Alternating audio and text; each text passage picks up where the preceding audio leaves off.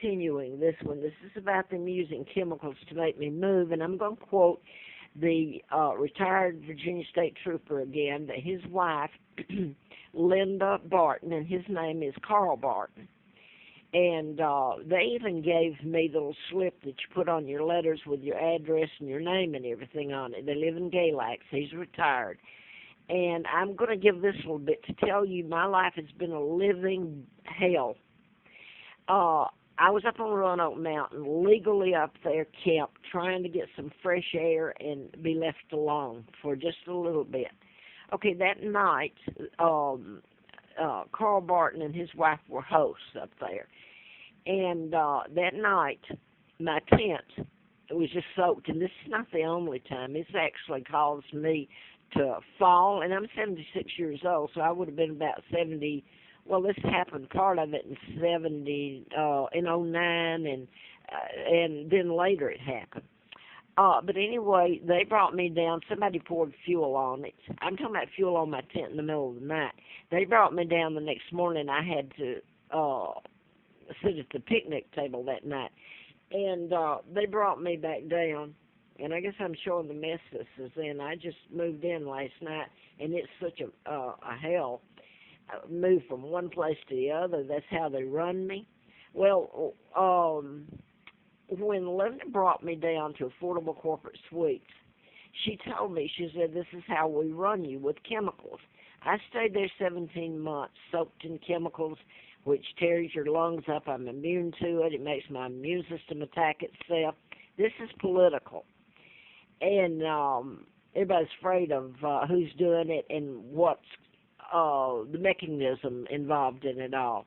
But anyway, they paid the security deposit with a credit card, so it should be easy to check out. Not that Carl Barton might not even, if he's still alive, I know he was alive a year ago about this time.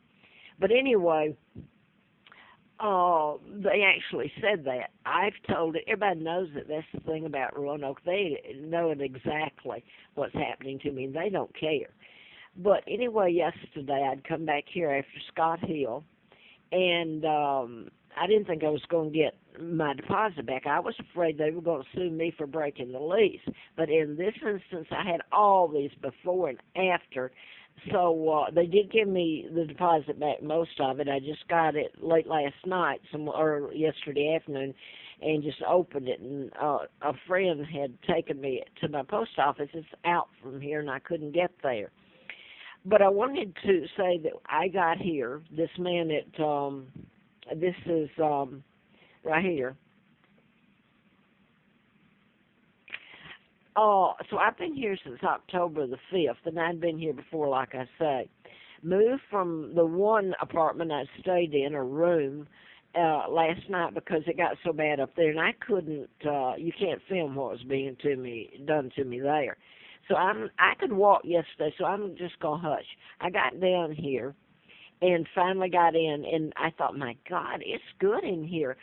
For once, I could turn on the air conditioning, no bad fumes, no freezing loose, no pesticide sprayed on it. And I was actually told they sprayed it with pesticide by one of the guys.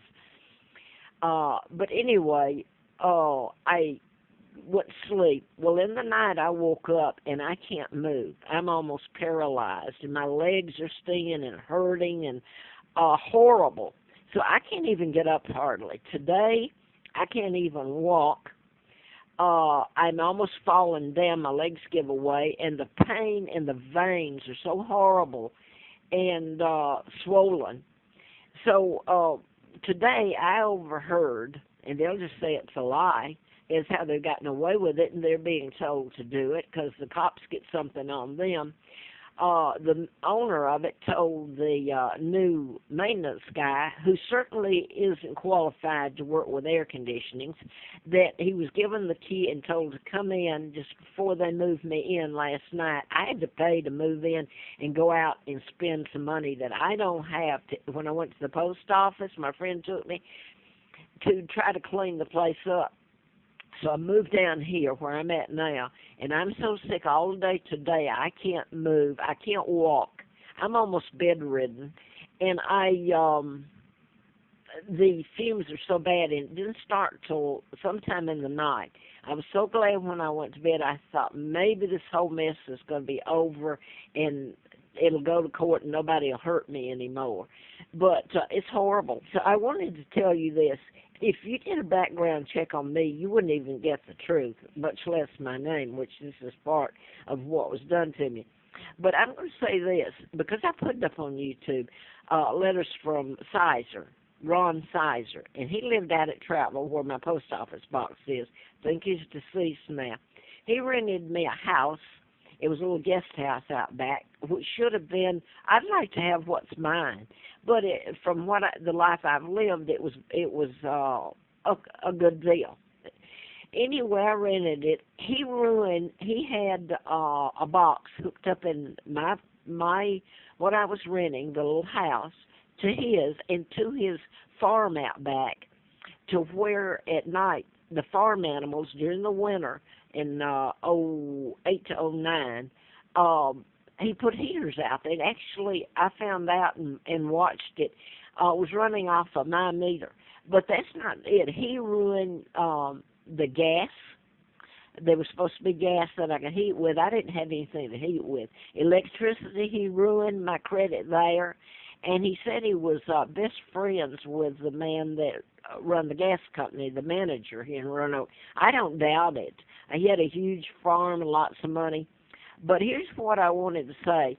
When I moved out of Scott Hill, I was trying, because I had good credit with the power company, and I moved out to Scott Hill, and Dominion was the one. Now, I don't know what part Dominion plays. They seemed all right. There was a black girl that lived in an apartment, it was the same apartment number as mine. There's two buildings. They're the same people, Scott Hill.